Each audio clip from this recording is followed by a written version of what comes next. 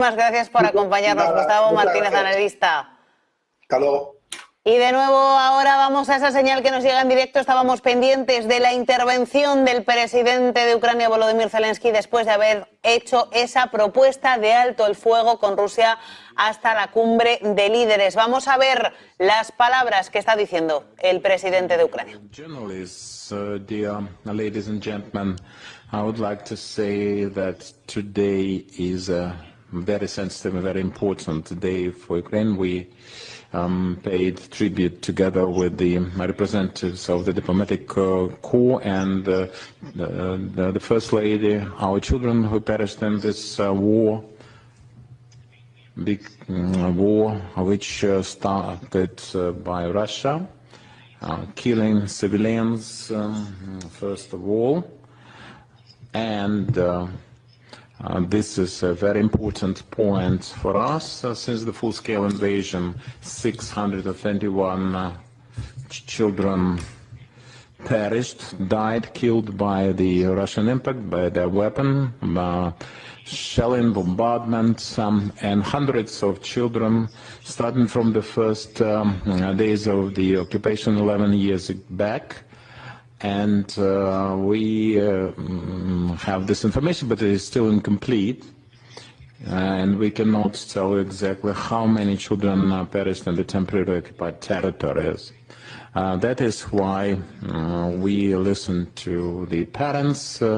Today, one could not hold one's tears, and we all want fair peace, fair, just peace, not just the war finishing. We had that guy from Kryvyi Rih with one impact, his wife and 3 children died with one impact. They all talk about justice, and they all want, in any case, peace. As soon as possible, of course, but in order to punish the evil, we have to do everything in our powers, of course, to stop Russia, arrest the aviation, their ways, the bombardments, the military potential should be reduced, and 5 minutes before this meeting, I awarded with a closed decree operatives of the Security Service of Ukraine for the very, very important operation. 41 aircrafts destroyed. 50% of them beyond repair, and part of them will, the remaining will take years to be repaired. This is a military target without any doubt. I'm very grateful to them for their faithful service to Ukraine. So after the second meeting in Estambul, where we are, how the things stand today, we've had consultations between the two groups on the exchange. The Russian side informed us that this weekend they would be able to give us 500 military out of the 1,000 we agreed upon. We are ready from our side to exchange the same number. The appropriate, the agreed number, and we have no finalized list. Unlike Istanbul 2, this is Istanbul 2. Unlike Istanbul 1, we agreed, and I told the minister before the meeting, and the Russians actually promised not to provide the lists, because for us it is important. And we have not received any lists of prisoners, but and detained persons, but we would like to insist on getting the list for the exchange for the Ukrainian side, because the Russians will be ready by Saturday, Sunday, this weekend, for the first round of exchange, or stage of exchange. Now, the exchange of dead bodies. I would like to say that we have the documents at hand, and now position clearly pointing to Russia, having identified 15 or maybe 20% at best of all the bodies. And that's according to the documents that they provided. So or they have actually, but I'm not mentioning the source that we have, but we know that. So let's get ready for this. That's our suggestion, to identify them clearly, because this is not about joking around our prisoners or our dead heroes either. We do not want to get the Russian borders they would like to get rid of. We've had previous experience to that effect, so our position stance after the exchange will start this work for exchange of the dead bodies. And again, through the technical important arrangements, and we think that this is not PR, this is important to get ours back. So now about ceasefire. In my opinion, or everybody's opinion for that matter, diplomats, analysts, all the partners, stemming from the document that we received after that being all posted on the social media, on the internet, the document that they actually hadn't handed over, but now it is available. So before the meeting it wasn't available. We have not received any response to the document that we provided before the meeting, prior to the meeting, as we all wished. And the American president, the US president, talked to the Russian side, and Putin promised to Donald Trump that we would get the document, they would provide the document before the meeting to the Ukrainian party, to the Ukrainian side. And it is very important, Mr. Donald Trump personally said that if you provide it, as he said, it should be doable. That's his own words, doable. The deliverable should be doable, and we wanted it to be delivered before the meeting, for obvious reasons. In my opinion, and my opinion coincides after the perusal of this document, we understand why they failed to provide it before the meeting, because they understood it was an ultimatum, and neither Ukrainian side or anyone at all. This is an ultimatum. This is not a memorandum of any kind of understanding. MOU is supposed to be bilateral, not unilateral, or somebody just claiming and presenting demands. So we cannot call it a memorandum. This is an ultimatum of the Russian side imposed on our side, right? Well, in our opinion, my personal view is that they failed to provide it because they did not want it to go public, because Ukraine would have been in a position not to come to the meeting, not because we don't want to, but that would make the meeting pointless, would have made, and you know, they, it's like cheating, you know. And cheating,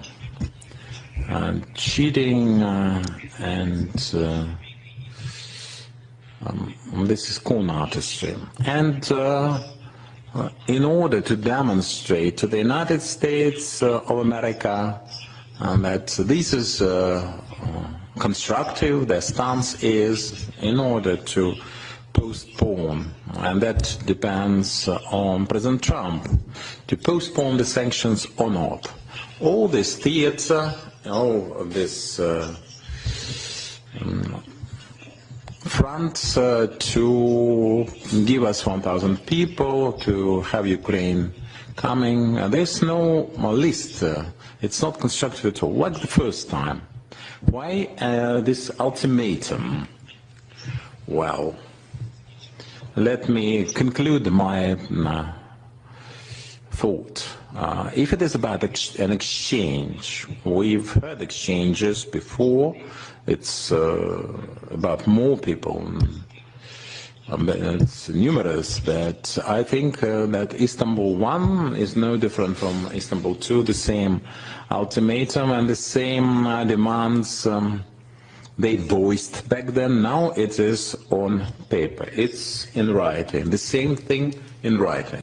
So this is not doable by any means. So they're postponing as much as they can the sanctions, because they're afraid of the sanctions in question, and exchanges can be done through leaders, group leads, by phone, and 500, 300, 1,000, 3,000, it can be done. This is technical for the teams involved, regardless, because everyone wants to exchange. They have, perhaps they don't care, but people couldn't care less, but there are some families who would like to bring their loved ones back. This is not any kind of concession. This is not a favor they're doing us. This is the military exchange for the military.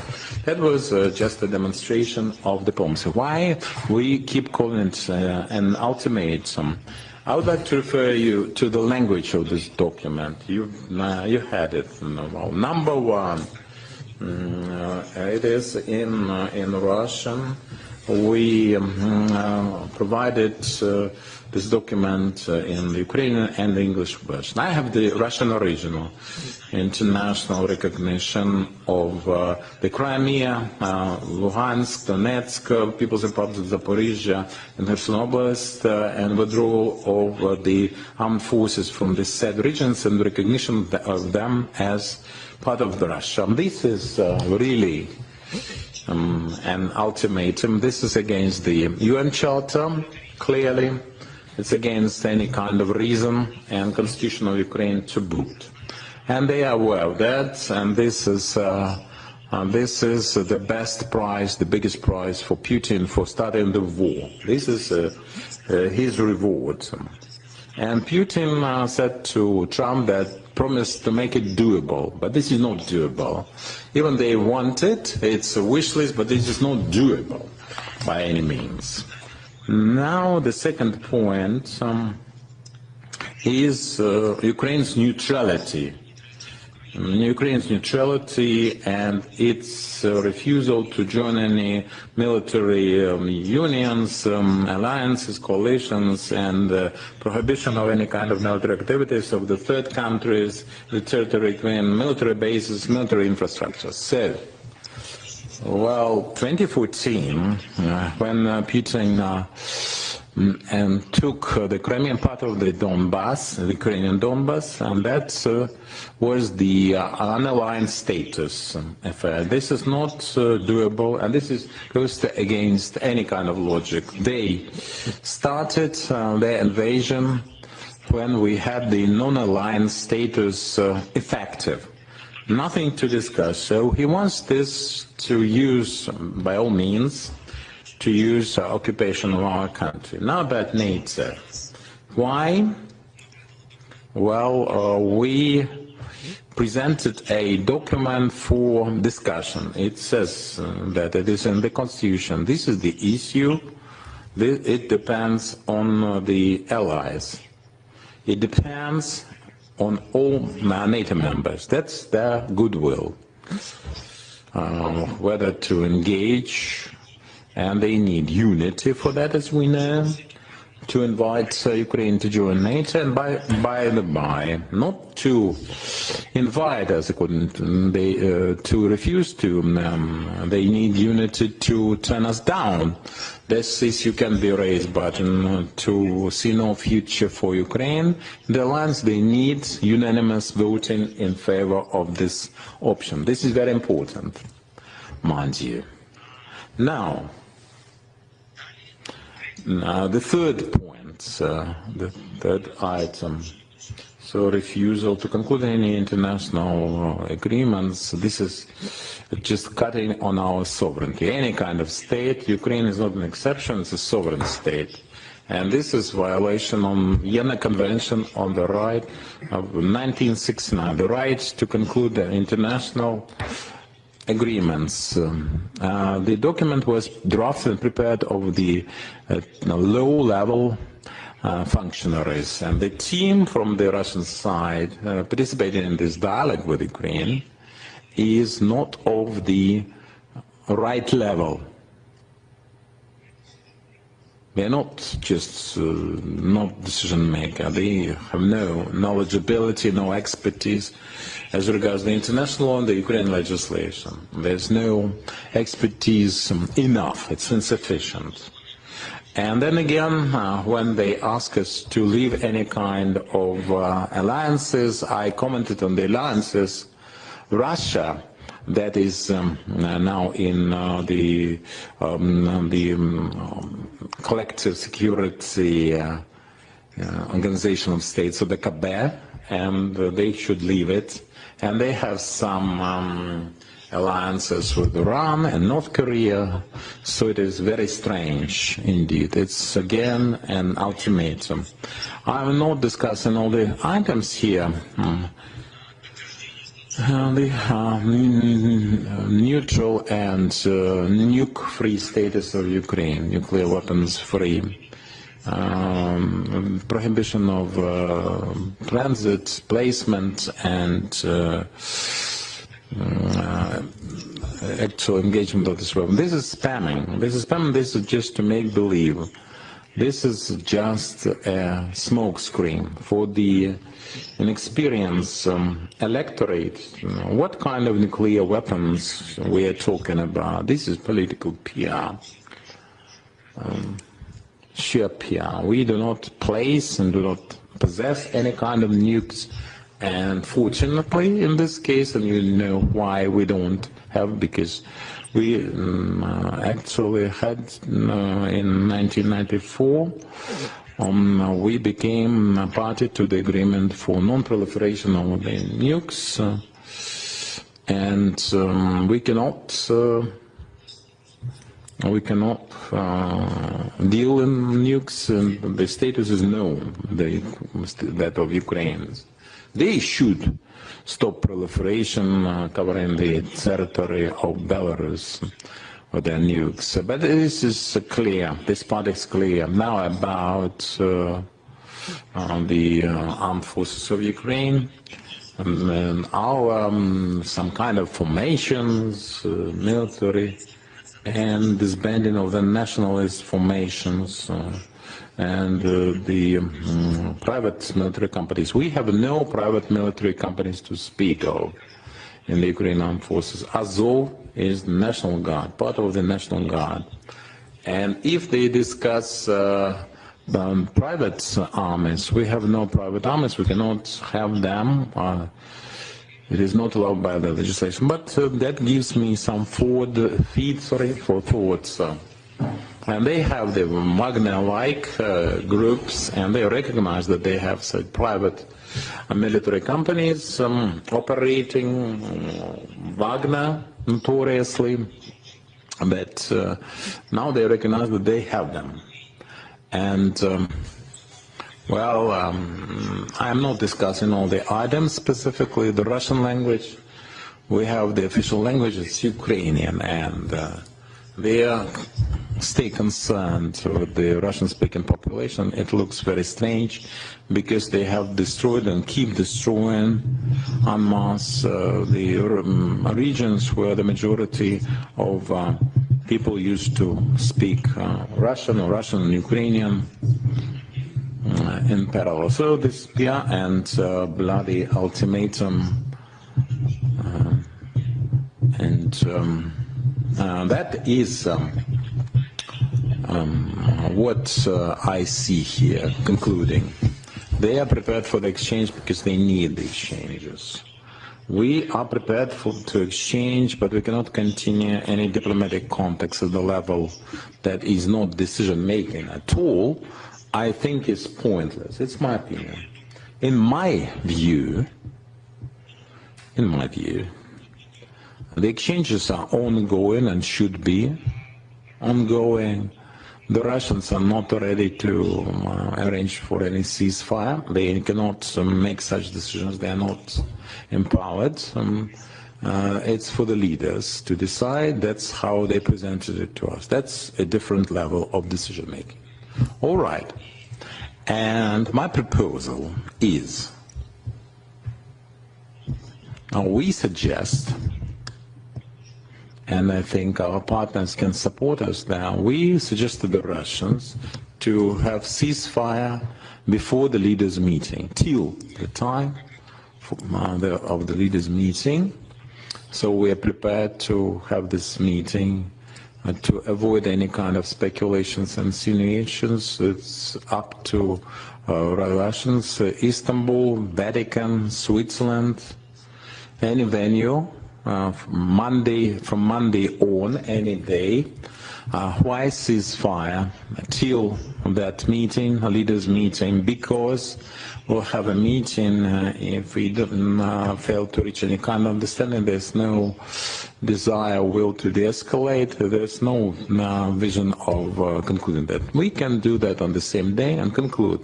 That's the Russian unilaterally. You do that. We'll leave it to them. If we can continue talks, the dialogue, and are prepared to make the de-escalating steps, well, then we will.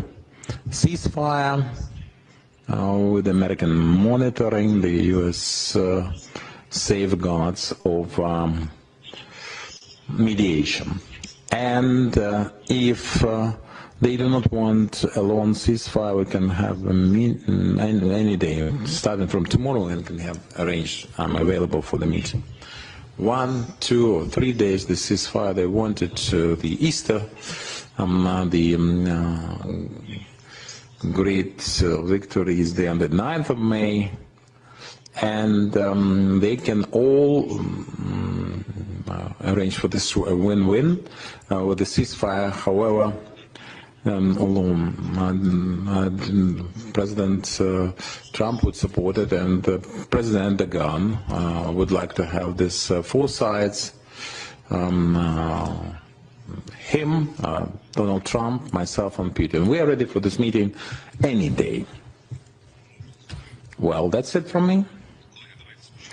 Dear colleagues, first about the items covered. So put your questions, but first introduce yourselves. Natalia Kushniba, ABC News. Mr. Zelensky, having read this memorandum, this is an extended version of 2022 without the denazification and demilitarization. There's a notion, but essentially there. So what's the difference between the two versions? I don't see any, almost none. I can see that there are certain changes in the language for the ultimatums in question. And basically the essence, the gist, the spirit are the same.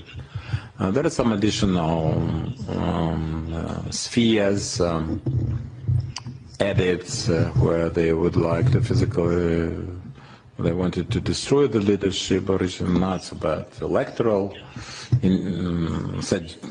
processes, but I don't see any change essentially. Some changes in approaches. Why? There's less, insufficient pressure on the Russian party. Some operations make the rhetoric of the United States more vigorous because they said that we had no cards on our hand. Now it is a bit softer, it's a bit mitigated. I'm being cautious about this. Our team is in the States right now, and the atmosphere has changed. Now, today we expect a big Senate briefing in Senate. Vice Prime Minister Yulia Sviridenko, my head of office, Mr. Yermak, Mr. Boyev, Deputy Minister of Defense, my envoy for sanctions, and the advisor in military matters. All sanctions, children, abducted, the battlefield situation, special ops, it's all included, it's all in one package being presented to the Senate, and we hope that the Senate will commit themselves to the sanctions and actually engage them. It was all caused by the Russian aggression in the first place. There was certain mitigation on the U.S.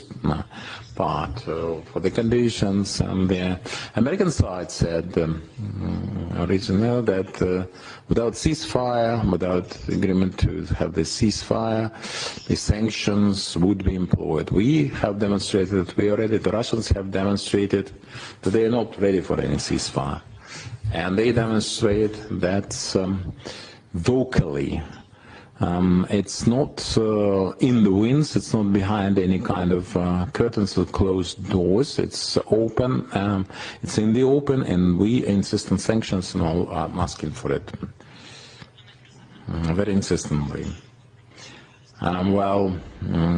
You comment on the memorandum. And this is just a make-believe. This is not this is more smoke screen, not. And the Russians speak to that effect. In your opinion, why our partners, the U.S. partners, fail or seemingly fail to understand that? I think some of them do understand. Some of them don't. Well, I think the Americans are intelligent people. Some of them are just not willing, in particular, to notice certain things. Some of them are prepared and quite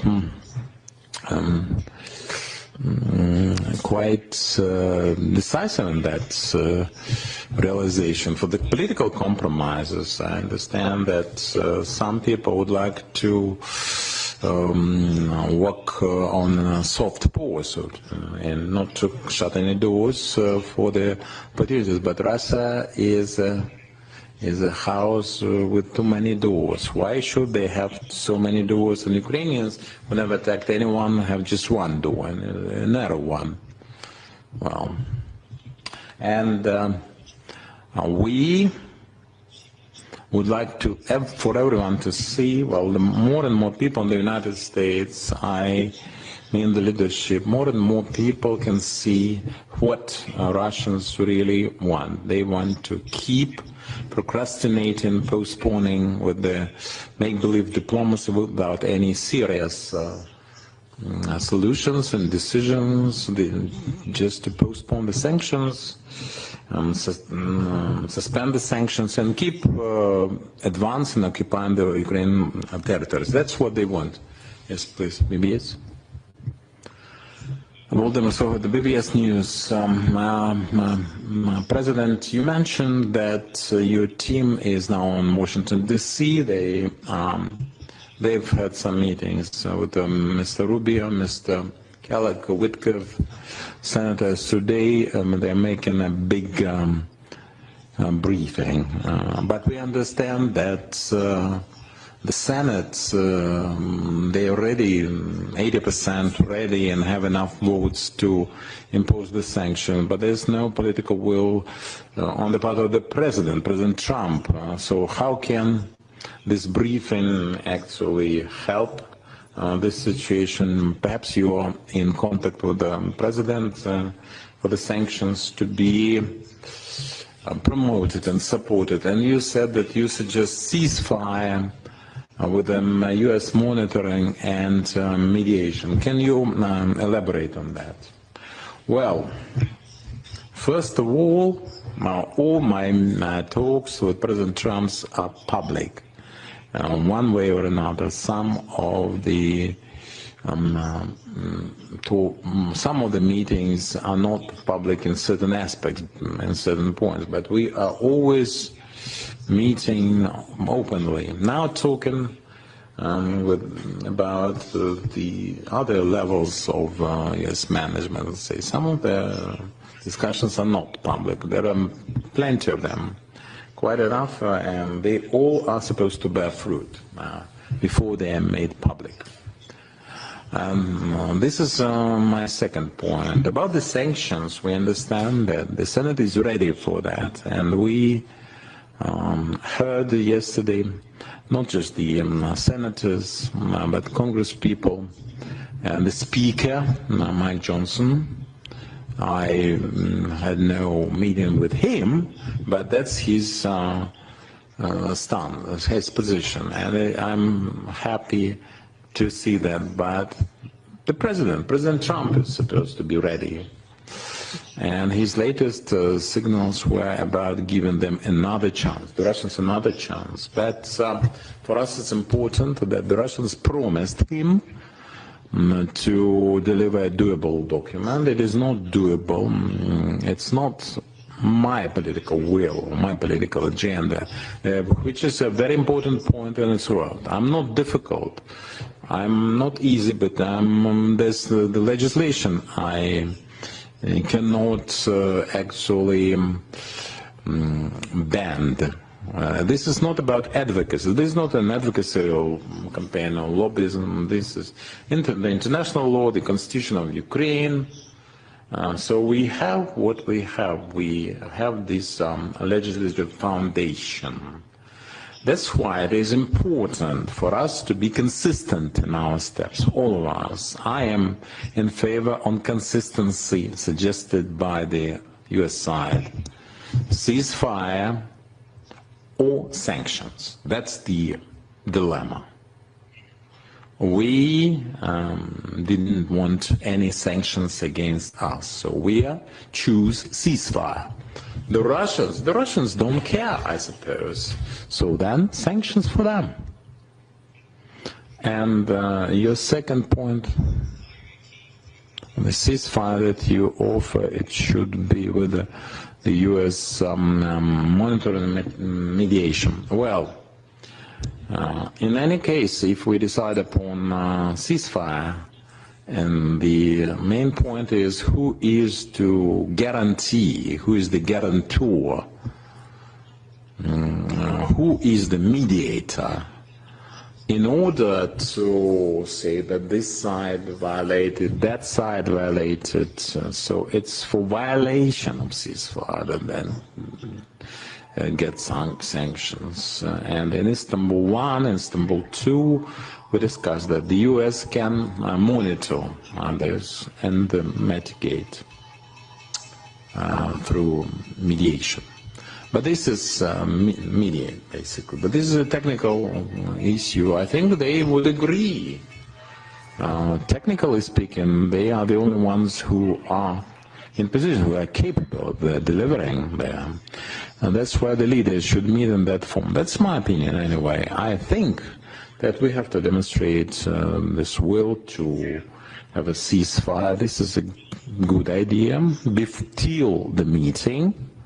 And at the meeting, we'll discuss the monitoring format, because there are certain things which are technically well monitored regardless of the parties' stances. Of course, the range of weapons can be controlled. The missiles not flying, the UAVs not flying, no warships, no attacks against seaports. This is technically easy to control. The battlefield is different.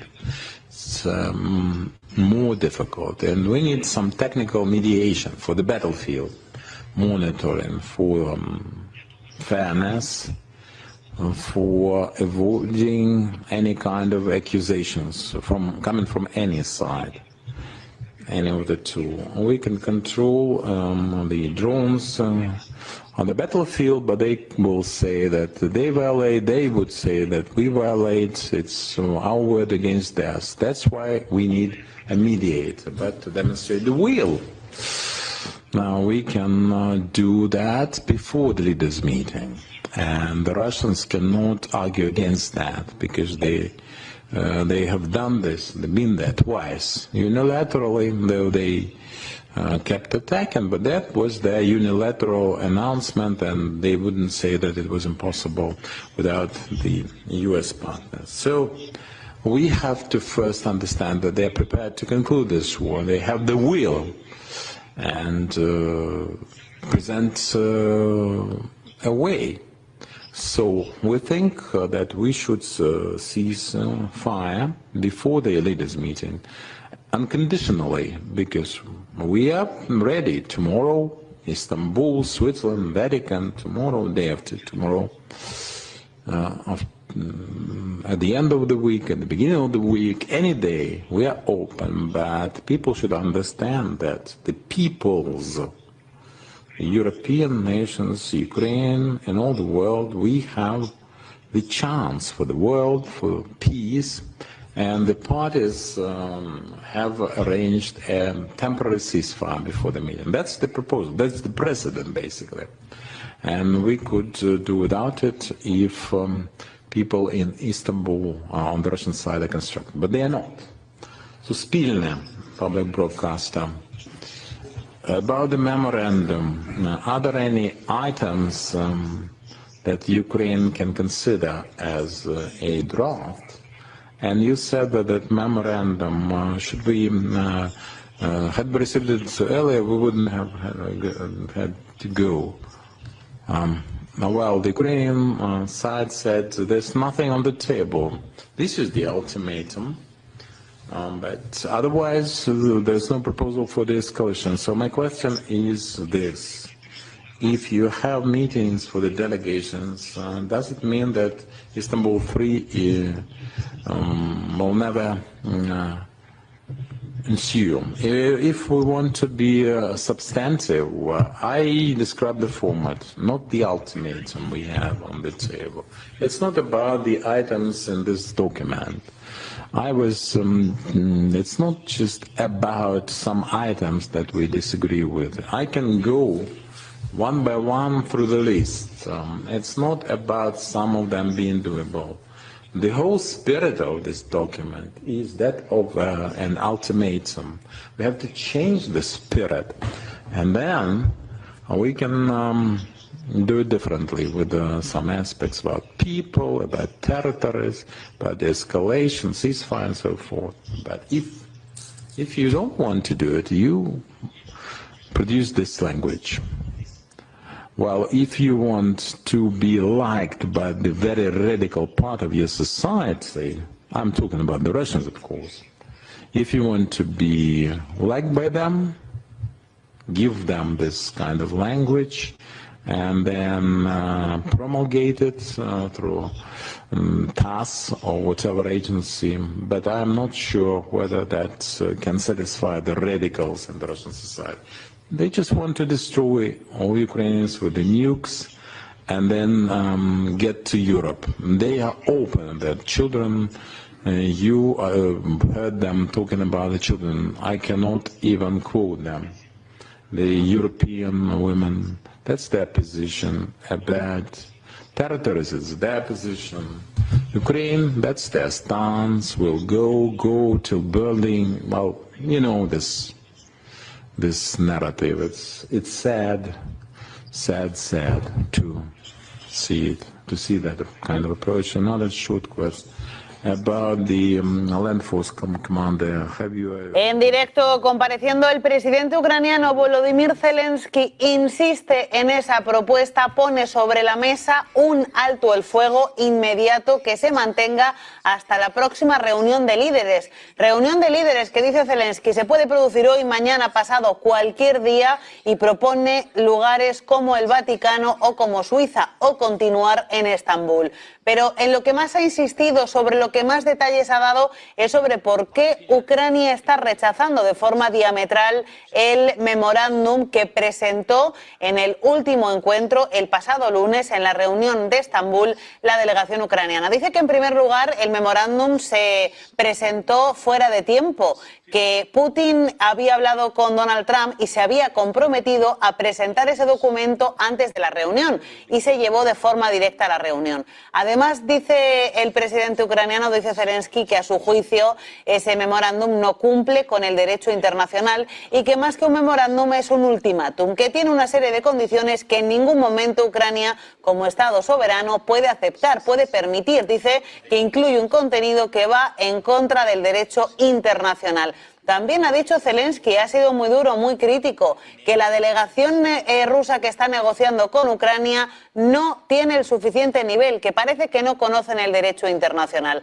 Así que pide un nuevo memorándum que se acople a las normas de las negociaciones, que se presente antes de la próxima reunión, y en paralelo pide más sanciones a Estados Unidos para presionar a Rusia, e insiste en que ese alto el fuego, la parte ucraniana lo propone para que se mantenga hasta la próxima reunión, que se puede celebrar, según Ucrania, cualquier día. Estos son los detalles de esa propuesta que ha puesto sobre la mesa de forma sorpresiva el presidente ucraniano Volodymyr Zelensky. Lo que vamos a hacer ahora es comentar cómo ha abierto el mercado de renta variable norteamericano, cómo reacciona a esa encuesta ADP. Se han creado solamente 37.000 nóminas privadas. Se esperaba que se crearan muchísimas más. Batacazo a nivel datos, no tanto a nivel reacción del mercado, porque la apertura se ha producido con indefinición, como últimamente está pasando todos los días. Hasta ahora, índices cotizan en positivo, pero con avances muy estrechos. El Nasdaq sumando un 0,37, Dow Jones avanzando un 0,17 y S&P 500 con avances del 0,3%. Víctor Hugo Rodríguez, Negocios Televisión en América, muy buenas tardes. Bueno, ¿cómo están? ¿Cómo les va? Bueno, Alma, porque tenemos varias cosas sucediendo, voy a tratar de ir rápido, pero hay una cantidad de información importante. Indiscutiblemente, como tú bien anuncias, el mercado pareciera estar en una indefinición, pero hay otros que me dicen, tienes que tomar en cuenta que cuando salió el número del ADP, que salió alrededor de las 8:15 de la mañana, hora del este de los Estados Unidos, nosotros observamos a un mercado que efectivamente cayó, porque se crearon 37.000 puestos de trabajo versus los 112.000 que se esperaban, según ese indicador, y versus los 62.000 anteriores. Inmediatamente, rapidito, el presidente Trump sacó un post en Truth Social, prácticamente jalándole las orejas nuevamente a Jeremy Powell. Tenemos que observar qué sucede allí, pero ese dato económico aislado no determina todo, porque aunque es un solo indicador económico, no define en totalidad de la economía, pero puede servir como una señal de alerta si hay una tendencia de debilidad en el crecimiento. La condición fiscal, que es lo que nos está preocupando, es importante, ya que los inversores ven esa situación en los Estados Unidos como muy mala, y es por eso que algunos aducen, y ya los voy a explicar, lo que sucede con los bonos que no reaccionan. Es un dilema importante, porque indudablemente cuando hay una debilidad en el crecimiento deberían comprarlo. Si vemos el bono a 10 años, prácticamente no se ha movido con este dato que básicamente antecede del dato del empleo, que puede pasar el día viernes, que es un dato más oficial y que efectivamente tiene a los bonos en 3 y 2, porque como les digo, deberían comprarlos porque el mercado asume, y eso por eso lo vemos en verde, de que van a recortar tasas, pero los bonos están observando eso que está sucediendo subyacentemente con eso que se discute en el Congreso, que muestra una expansión y un deterioro de la parte fiscal. Fíjense bien también.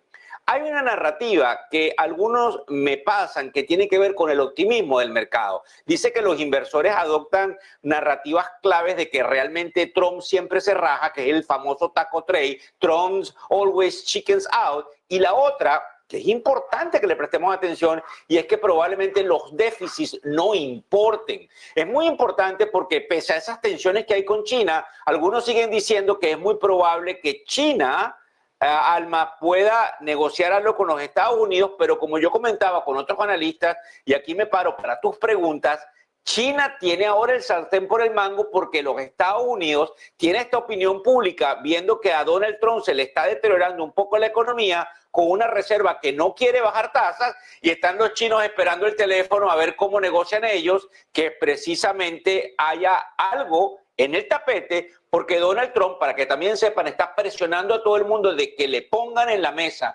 un acuerdo, porque obviamente se encuentra bastante presionado, máxime lo que dijo Elon Musk el día de ayer. Víctor Hugo, te quiero preguntar, al final la reacción del mercado ha sido bastante tranquila. Entiendo que la reacción de Powell, supongo que también al nuevo envite de Trump. Mira, Alma, es muy difícil y es una especulación. Indudablemente cualquiera que trate de hablar y explicárselo a la audiencia realmente está especulando, porque recuérdense que todo esto que sucede es muy confidencial. Lo que nosotros creemos es que efectivamente estos indicadores están mostrando que si tú tienes una tasa real positiva, porque la inflación te viene cayendo y tienes las tasas en el 4.25%, en el caso de lo que se llaman los Fed Funds, que es la tasa de referencia, ellos pudiesen cortar un cuarto de punto en la reunión que hay en junio y adelantarse un poco al proceso. Sin embargo, todo depende para esa decisión final de lo que suceda en dos cosas, Alma. Número uno, en el número inflacionario del mes de mayo, que vamos a saber el 11 de junio, que se llama el índice de precio al consumidor de los Estados Unidos. Y en segundo lugar, Alma, aunque a veces la gente le parezca alada por los cabellos, la llamada con shipping. Porque ahí va a reaccionar un Donald Trump y todo el mundo está esperando qué pasa con los aranceles. Creo que Donald Trump se encuentra, como decimos, con la espada, entre la espada y la pared. Tiene que reaccionar favorablemente, Alma, para que entonces Jeremy Powell, que es quien mantiene el poder en la Reserva Federal, diga, ok, recortamos tasas. Y antes de culminar, Alma, yo imagino, basado en tu pregunta, que en esa conversación entre Jeremy Powell y el presidente Trump, es una imaginación que sucedió hace 2 semanas. El presidente Powell le dijo, presidente Trump, nosotros estamos dispuestos, pero por favor, dé transparencia en los aranceles para que nosotros nos podamos mover con profesionalismo y seguridad de que no vayamos a cometer un error al bajar tasas y que se nos dispare la inflación. Hugo Rodríguez, Negocios Televisión en América. Gracias. Nos vemos a las 21 horas. Muchas gracias. Eso es. Pues tenemos, por cierto, una respuesta del ministro de Exteriores de Rusia, Sergei Lavrov, a esa propuesta de ultimátum lanzada por Ucrania. Dice Sergei Lavrov que el proceso de conversaciones directas entre Ucrania y Rusia está funcionando y que las 2 rondas de negociaciones que se han celebrado en Estambul, la última el lunes de esta semana, han arrojado resultados concretos. Dice Lavrov, insiste en que hay un verdadero avance, pero no responde de momento a esa propuesta de alto el fuego hasta la próxima ronda de negociaciones. Pequeña pausa publicitaria, pequeña pausa, unos segundos, ni siquiera publicitaria, les damos los datos de dentro de unos instantes.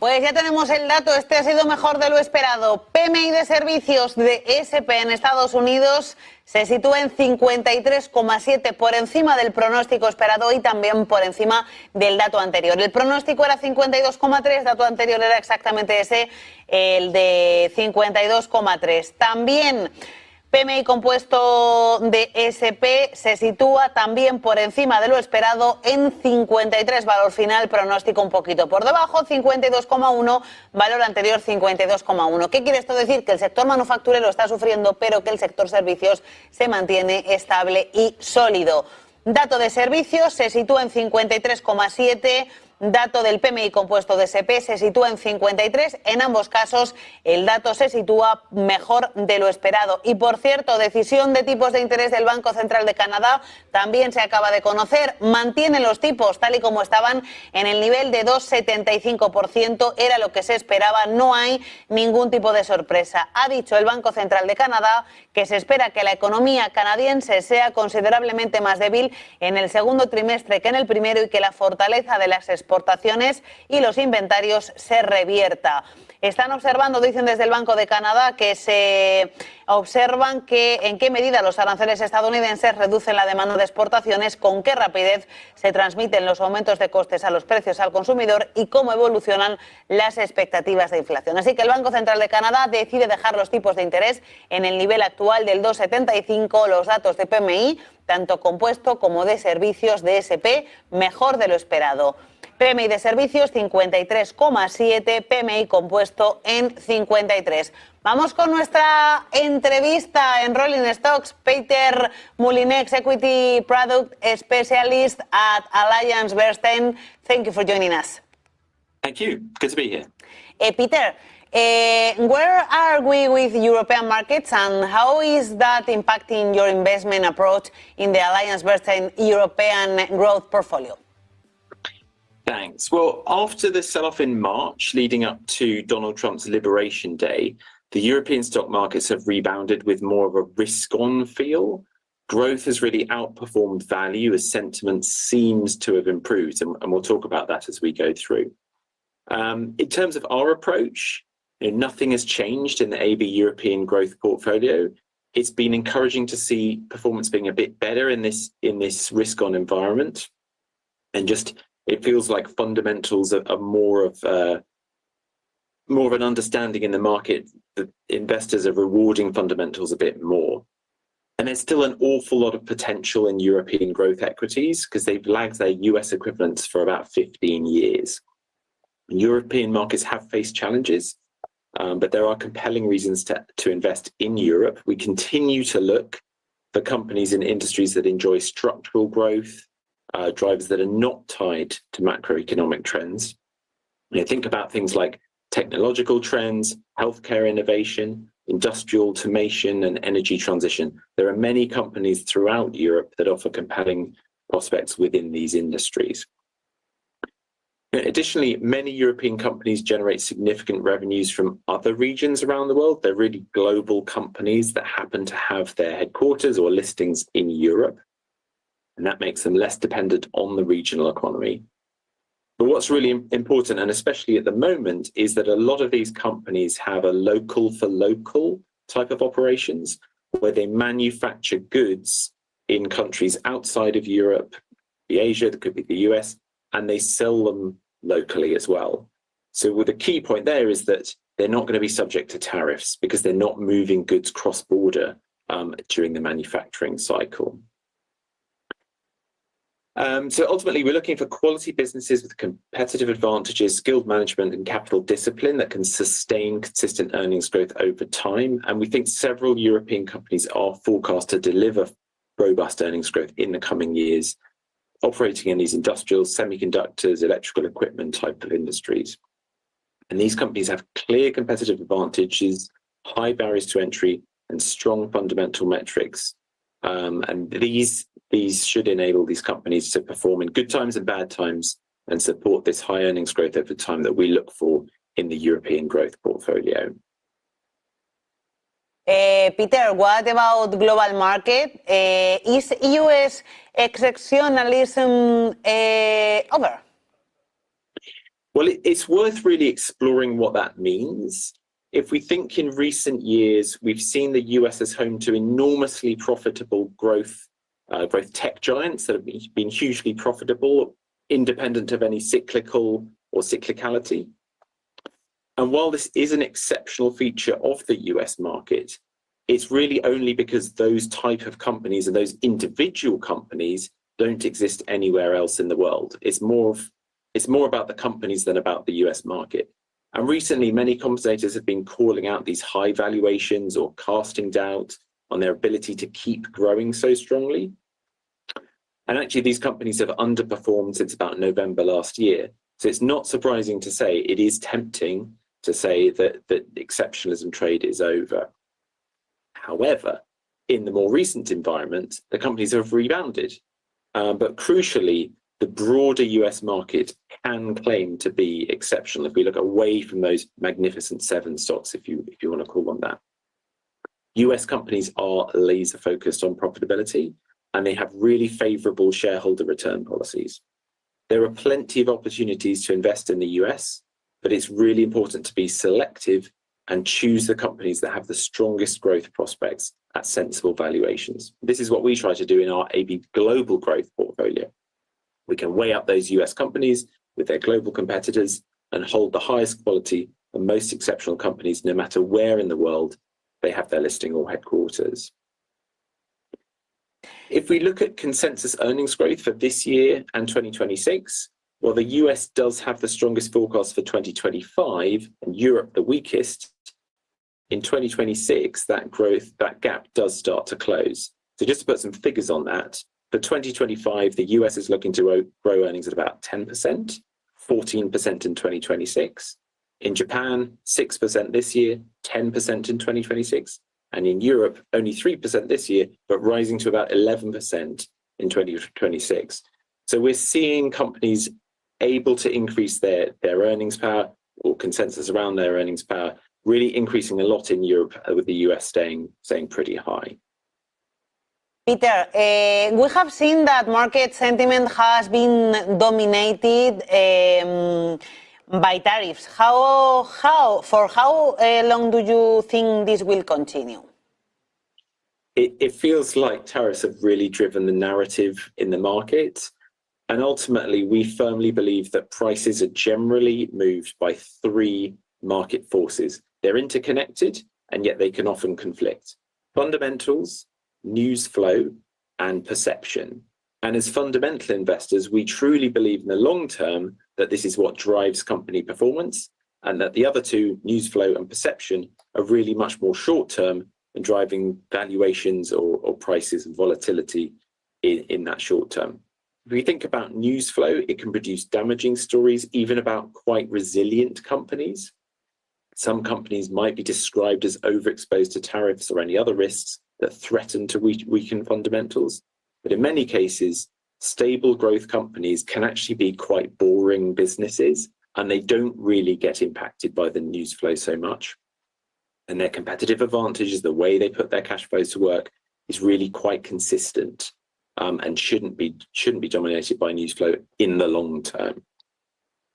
So that's where we get to this idea about perception, and that can really be shaped by negative headlines. They can trigger price volatility, especially if the market is overall underestimating short-term revenue growth. It usually results in higher volatility and can undermine confidence in the long-term investment thesis. So back to tariffs, it's likely that these will be in the news for quite some time yet. But almost the good thing is that as the news flow continues and we have more and more talk about this, are they going to be this percentage or that percentage? Who's conflicting where? Where's the trade war? It actually gives companies a chance to carry on doing what they do, and for us to see the results that companies are generating quarter by quarter. And that could lead to more of a perception change, that companies are actually able to keep growing in this difficult environment driven by the news flow. So it might be harder to forecast, but seeing these regular results from companies should help to reinforce the long-term fundamental view. Peter, my last question. What does recent PMI data tell us, and how should investors be changing their approach? Well, recent PMI data has been quite mixed, and while it hasn't been particularly strong, in certain cases it has surprised on the upside, suggesting that the global economy is quite resilient. So if we look at some specifics, the Eurozone composite was 50.2, the UK composite PMI rose slightly to 50.3, services PMI is at 50.9, slightly different to your figures on the screen, but in general, there's the trend is somewhat positive, and around the threshold for an expansionary phase. But mostly this has impacted business confidence, and although it's been fairly subdued, we do think in the last couple of months, it's improved somewhat. It feels like the market's become very short term, and it's tempting for investors to feel like they should change their time horizon as well in these short-term markets. We would always argue to maintain a long-term view, I think like a company management does. They're looking many years into the future. It really helps to navigate these short-term markets. And companies are planning for years in advance. They're not necessarily moving particularly fast, planning, putting their cash flows to work, investing back in the company in a very disciplined way. Those are the sort of companies we're looking for, that we think can win out in the long term versus this short-term market that we're in at the moment. What's really important there is to look for visibility when we're going to investor calls, liaising with management, quizzing them on their business model. We want to get the visibility into what these companies are doing. And it just helps to step away from this macroeconomic feeling that company performance is really tied to what the economy is doing. It's absolutely possible to find companies around the world, including in Europe, that can grow double digits earnings growth independent of the macro environment. Moulinet, Executive Product Specialist at Alliance Bernstein, thank you for joining us. Thank you. Pues vamos de nuevo en directo a esa señal que nos llega desde el Kremlin, porque se está produciendo ahora mismo una reunión entre el presidente de Rusia, Vladimir Putin, también acompañado de diferentes miembros de su gabinete, para hablar acerca del estado de las negociaciones precisamente con Ucrania. Vamos en directo con esa señal. Очередное заседание правительства. Поговорим об обеспечении технологического суверенитета в области коммуникационных сервисов. Но перед этим, конечно, хочу послушать и просил бы Владимира Вячеславовича Мединского поделиться с результатами своей поездки и переговоров в Стамбуле. Владимир Вячеславович, пожалуйста. Уважаемый Владимир Владимирович, уважаемые коллеги, докладываю, что стамбульские переговоры прошли в двустороннем формате. Велись сначала тет-а-тет более 3 часов, потом с участием всех членов делегации. Рабочим языком был русский.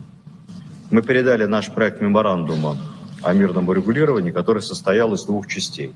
Первая часть – это условия заключения долгосрочного мира, и вторая часть – условия прекращения огня. Меморандум основан на базовых принципах, сформулированных вами еще в МИДе в июне прошлого года. Украинская сторона пообещала изучить его и дать свои комментарии позднее. В целом, в ходе переговоров они подтвердили свои позиции, которые сводятся к 2 пунктам. Первое – начать с 30 или 60-дневного безусловного прекращения огня. Второй пункт – использовать это прекращение огня для подготовки саммита руководителей государств. Это они все изложили в своем варианте меморандума, переданном нам 28 мая. Вот так, на обочине переговоров находился гуманитарный вопрос. Мы призвали сосредоточиться на выработке условий мира, а не очередного временного перемирия. И передали вашу позицию, что встреча на уровне глав государств возможна, однако необходима ее содержательная проработка с выходом на результаты, поскольку главы государств должны не prorabатывать детали договоренности, а утверждать их. Interviene en ese encuentro de Vladimir Putin con miembros de su gobierno el que ha liderado, el que está liderando esas conversaciones entre Ucrania y Rusia en Estambul, Vladimir Medinsky, diciendo que se presentó un memorándum el pasado lunes en Estambul, que ese memorándum contiene el documento para la paz definitiva, y también habla de la puesta en marcha de las negociaciones para que haya una reunión de alto nivel entre los dos líderes, entre Putin y Zelensky. Tenemos una nueva intervención. Гуманитарных вопросов, то договорились о следующем. Первое. Провести паритетный обмен военнопленными численностью не менее 1000 человек с каждой стороны, в первую очередь категориями раненые, тяжело больные и военнопленные возрастом до 25 лет. Сейчас согласовываются окончательные цифры по паритету. Мы предполагаем, что это будет, наверное, 1200 человек с каждой стороны, и это снова будет самый большой обмен военнопленными. Начать готовы 7, 8, 9 июня. Мы со своей стороны полностью к этому готовы. Второе. Создать линию связи для оперативного решения вопросов о срочной передаче друг другу тяжело раненых военнопленных вне рамок общих обменов. Третье. Мы предложили в одностороннем порядке передать Киеву более 6000 тел погибших военнослужащих в ВСУ. Передать их специальными машинами, вагонами, рефрижераторами, где они хранятся. Готовы это тоже начать делать в ближайшие дни. Мы понимаем, что у них тоже могут находиться наши тела, наверное, их намного меньше, но мы выразили готовность принять, если таковые будут. Далее. Предложили проработать так называемые гуманитарные паузы на отдельных участках фронта по 2-3 дня для сбора останков военнослужащих, поскольку по соображениям безопасности делать это, не прекращая огонь, невозможно. Они сначала наше предложение поддержали, взялись его прорабатывать, но уже буквально через 2 часа Зеленский публично отрекся от предполагаемой договоренности. Ну, тем не менее, мы готовы к ней вернуться. Estaba diciendo justamente ahora al final Volodymyr Zelensky que de forma pública el presidente ucraniano, Vladimir Zelensky decía que Zelensky se había negado, había rechazado de forma pública ese memorándum que la parte rusa había presentado durante la segunda ronda de las negociaciones en Estambul el pasado lunes. Se refería también a ese intercambio de prisioneros que se trató en la reunión del lunes y habla Medinsky de que la propuesta de memorándum está dirigida a conseguir con Ucrania una paz definitiva. Así es como terminamos esta edición particular de Rolling Stock. Se quedan ahora con Todo es Geopolítica y Sergio Fernández.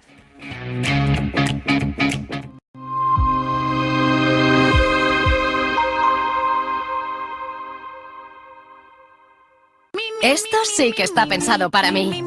15 días en Mykonos. Festival Millennial. Coches cero en Misiones. Ahorro en mi factura. Solo con el programa Mi Iberdrola. Ahorro en mi factura, experiencias míticas y miles de sorteos. Iberdrola me mima. Pásate a Iberdrola. Las toallitas, si se tiran al inodoro, pueden atascar nuestras tuberías y suponen una amenaza para el medio ambiente. Mamá, voy a meter una canasta por el medio ambiente. Atención. Isabel tiene su toallita en las manos. ¡Tírate al pasillo! Sabe que la jugada es decisiva. ¡Lanza ahí! ¡A la papelera! Juega limpio. Encesta las toallitas en la papelera. Canal de Isabel II. Cuidamos el agua. Tienes suerte. Tienes un Tucson. Conduce un Hyundai Tucson híbrido desde solo 190 € al mes. Y además, este mes en Hyundai te adelantamos el Black Friday con condiciones únicas en toda la gama. Descúbrelo en Hyundai.es. El futuro te está llamando. En menos de 15 minutos puedes estar operando con futuros sobre Nasdaq, SP, oro y mucho más con AvaTrade, un broker que habla tu idioma. Descubre las ventajas de AvaTrade y disfruta de hasta 100 operaciones sin comisiones. Registro rápido y sencillo, transacciones instantáneas, operaciones seguras. El futuro comienza ahora. AvaTrade. ¿Te preocupa que tu inquilino no pague el alquiler? Sabemos que esto puede ser un desafío. Aunque los gastos son fáciles de calcular, el verdadero reto es gestionar la falta de pago por parte del inquilino. SEAC te ofrece una garantía de renta asegurada hasta que recuperes tu vivienda pase el tiempo que pase. Relájate. SEAC se encarga de todo. Alquila tranquilo. SEAC responde.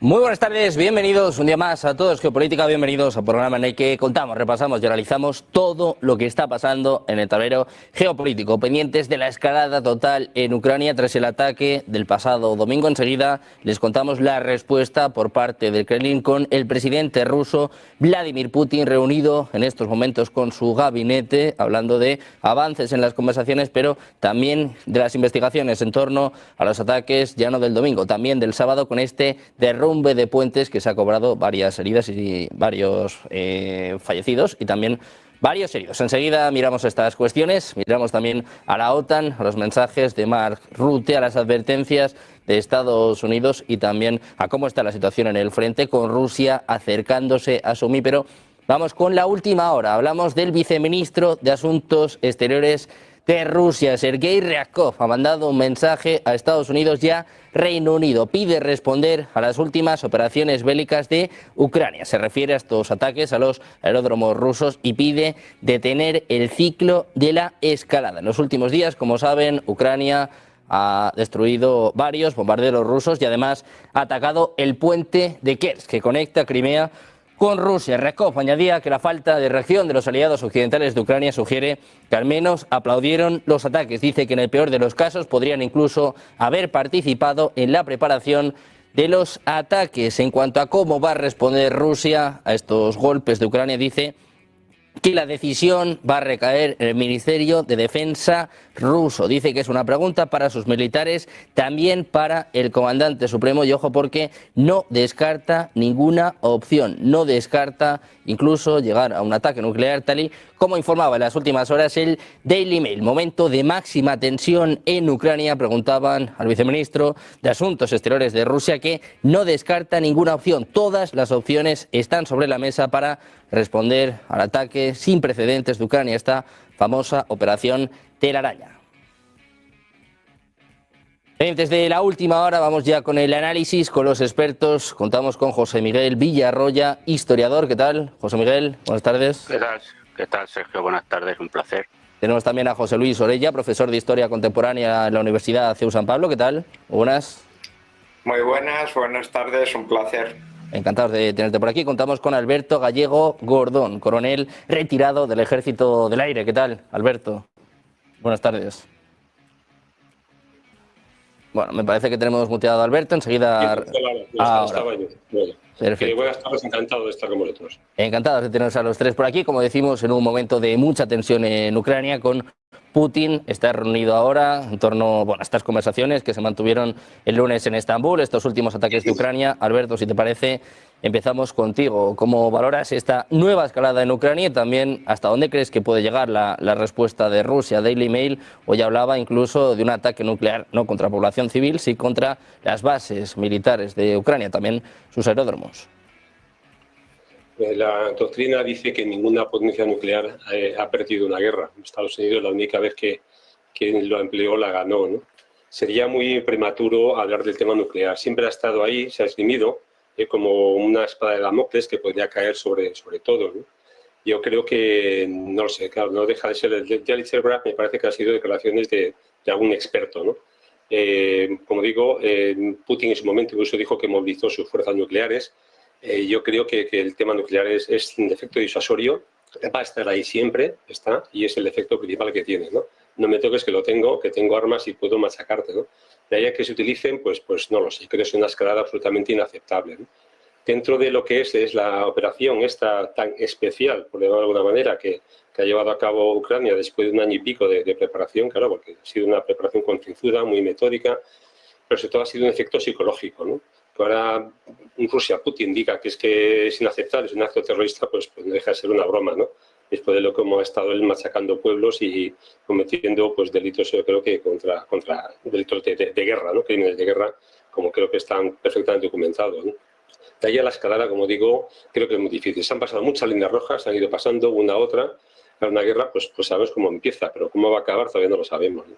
Yo espero que no, porque tiene una bomba táctica nuclear, tiene un poder mucho más destructivo, por supuesto, que una bomba convencional del tipo que sea, pero tiene un riesgo que es, primero, la escalada, ese concepto que es nuclear, y luego pues todo lo que es la polución radiactiva que origina, que eso dejaría ya pues inaccesible grandes partes del territorio.